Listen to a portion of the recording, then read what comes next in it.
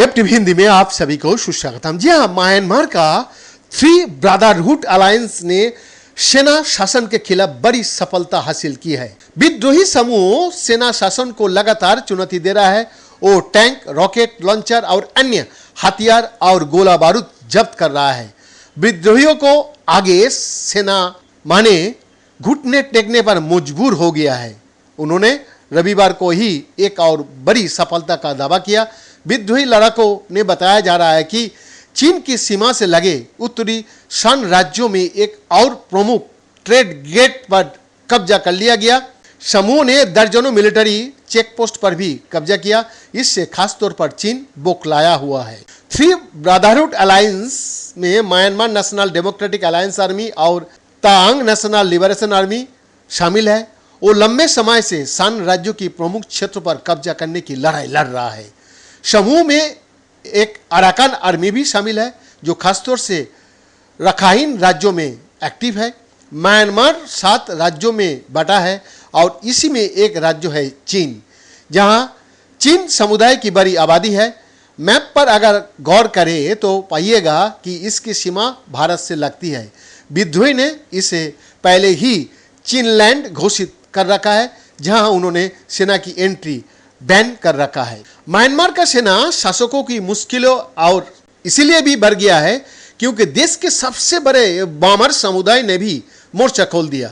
बामर समुदाय की आबादी देश में 70% का है। शुरुआती दौर में सिर्फ चीन और केरन्स जैसे कुछ छोटे समुदाय ने ही हथियार उठाया था, लेकिन अब देश की लगभग आबादी सेना के खिलाफ हो गया है। मीडिया रिपोर्ट्स की माने तो ब्रदरहुड अलायंस 100 से भी ज्यादा सेना चौकियों को अपने कब्जे में ले लिया है।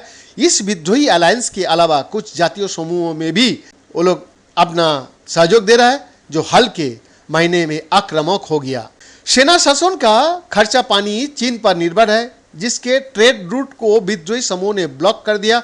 म्यांमार के 7 राज्यों चीन, काचिन, काया, कामिन, मोन, राखीन और शान है और इनमें शान से राखीन तक चीन का ट्रेड रूट फैला हुआ है।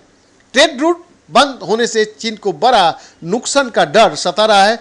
सेना शासन का कहना है कि कमोबेशी 200 ट्रक शान राज्यों के बाहर एंट्री का इंतजार कर रहा है। अब जबकि विद्रोही ने म्यांमार की उत्तरी शान राज्यों के महत्वपूर्ण कस्बे पर कब्जा कर लिया है, चीन म्यांमार का लैंड ट्रेड रूट ठप पड़ गया। शान राज्यों में अपनी सफलताओं के बाद विद्रोही ने 13 नवंबर से पश्चिम में राखीन राज्यों में हमला तेज कर दिया है। विद्रोही के मुताबिक ऑपरेशन तेजी से आगे बढ़ रहा है। कई चेक पॉइंट्स पर सेना ने हथियार डाल दिए और सरेंडर कर दिया। इसके खिलाफ सेना ने हवाई हमले शुरू कर दिया है। पहली बार नहीं है जब जुंटा अपनी ही नागरिकों पर हवाई हमले कर रही है। तख्तापलट की बात से ही ये सिलसिला जारी है। बीते महीना ही जुंटे ने काचिन राज्यों में एयर स्ट्राइक किया, जिसमें 13 बच्चे समेत 29 लोगों को मृत्यु हो गया था। तख्तापलट के बाद से सैकड़ों विस्फोटक हथियारों से आम नागरिकों को निशाना बनाया गया है, जिसमें कमोबेशन 2800 आम नागरिक मारे गए। लेकिन अब देखा जा रहा है कि सेना शासन अब तक 1027 का रूप में चलाए जा रहे ऑपरेशन का मुकाबला करने में असमर्थ साबित हुआ है। विद्रोही सेना को घात लगाकर निशाना बना रहा है और या तो वो सरेंडर कर दे और नहीं तो मारा जाए, या फिर उन्हें अपने पाँव पीछे खींचने के लिए मजबूर कर रहा है। ये कहना जल्दबाजी होगी कि विद्रोही का जॉइंट अटैक जुंटा यानी सेना शासन को गिरा सकता है। हालांकि एक्सपर्ट कह रहा है कि वो फरवरी 2021 की तख्तापलट के बाद से सेना को सबसे बड़ी चुनौती दे रहा है। सेना का जनरल मिन आंग ज्वाइंग ने 2021 के तख्तापलट में सत्ता पर कब्जा कर लिया था और चुनी हुई सरकार को हटा दिया। देश को गृह युद्धों में झोंक दिया, जिसमें हजारों लोग मारे गए। बीएन का रिपोर्ट।